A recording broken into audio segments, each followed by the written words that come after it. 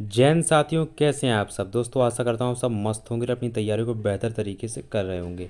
दोस्तों जैसा कि वो बताया कि आपके जो एग्ज़ाम की डेट है दोस्तों वो काफ़ी करीब आ चुकी है। 30 जून की दोस्तों काफ़ी ज़्यादा दिन नहीं बचे हैं।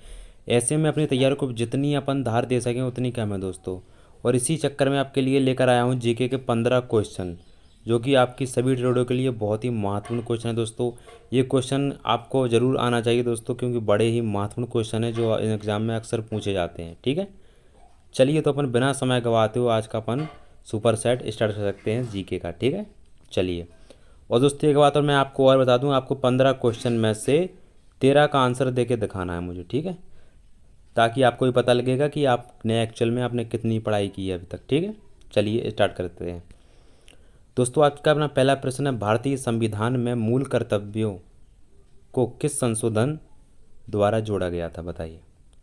आपके पास 4 ऑप्शन है, 4 ऑप्शन में से आपको राइट आंसर बताना है क्या है। ऑप्शन ए 42वां संशोधन, ऑप्शन बी 44वां संशोधन, ऑप्शन सी 52वां संशोधन, ऑप्शन डी 61वां संशोधन। बताइए इसका राइट आंसर क्या होगा। तो दोस्तों इसका जो राइट आंसर होगा वो ऑप्शन नंबर ए हो जाएगा। ठीक है, 42वां संशोधन। ठीक है, चलिए चलते हैं क्वेश्चन नंबर 2 पर। क्वेश्चन नंबर 2 हमारा, डिजिटल इंडिया अभियान किस वर्ष शुरू किया गया था, बताइए। आपके पास 4 ऑप्शन है। Option A 2014, option B 2015, option C 2016, option D 2018।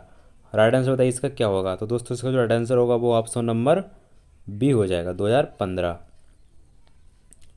2015 इसका राइट आंसर हो जाएगा। ठीक, 2015। चलिए चलते हैं क्वेश्चन नंबर 3 पर। किस गवर्नर जनरल के कार्यकाल में सती प्रथा को समाप्त किया गया, बताइए। आपके पास 4 ऑप्शन है।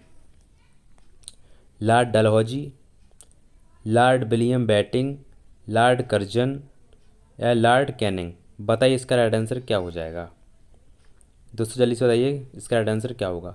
दोस्तों इसका जो राइट आंसर होगा वो option number B, lord William Bentinck हो जाएगा। ठीक है, लॉर्ड विलियम बेटिंग, इन्हीं के कार्यकाल में तो सती प्रथा का अंत किया गया है दोस्तों। ठीक है, इसको आपको ध्यान रखना है। ठीक है, चलिए चलते हैं क्वेश्चन नंबर 4 पर।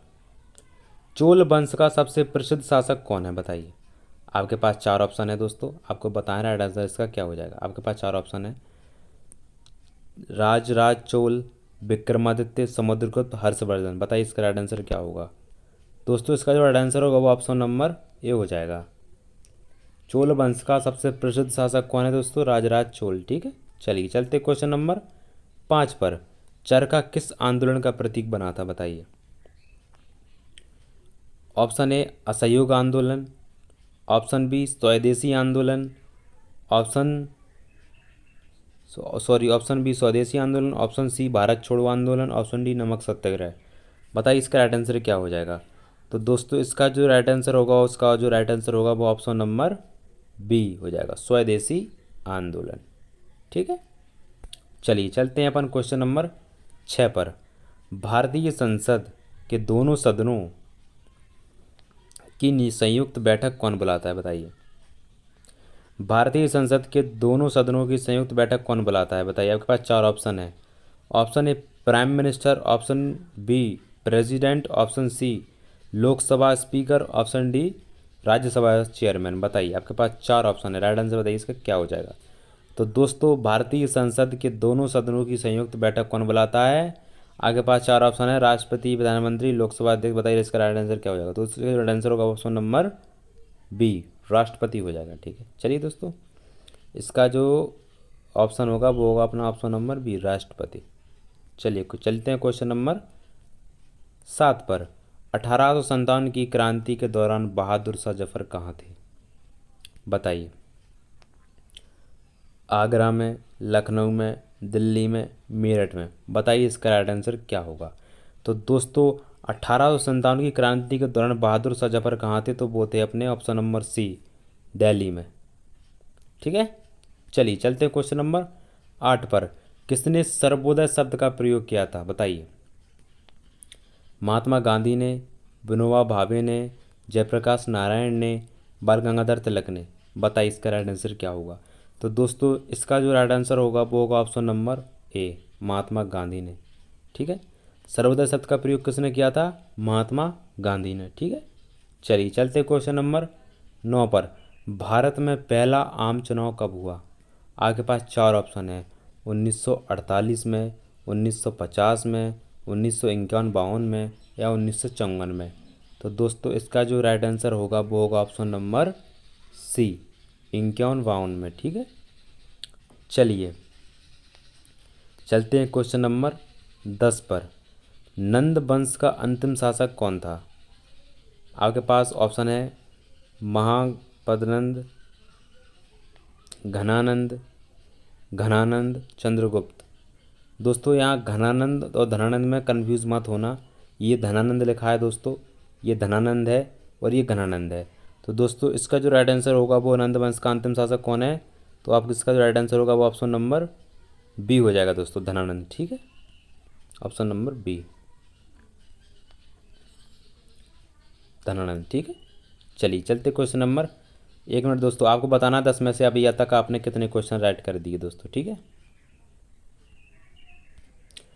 ऑप्शन नंबर 11, किस भारतीय ने लंदन में पहला होम रूल लीग शुरू किया था? बताइए, किस भारतीय ने लंदन में पहला होम रूल लीग शुरू किया था? आपके पास 4 ऑप्शन है, बाल गंगाधर तिलक, एनी बेसेंट, श्यामजी कृष्ण वर्मा, मदन मोहन मालवीय। बताइए इसका राइट आंसर क्या होगा?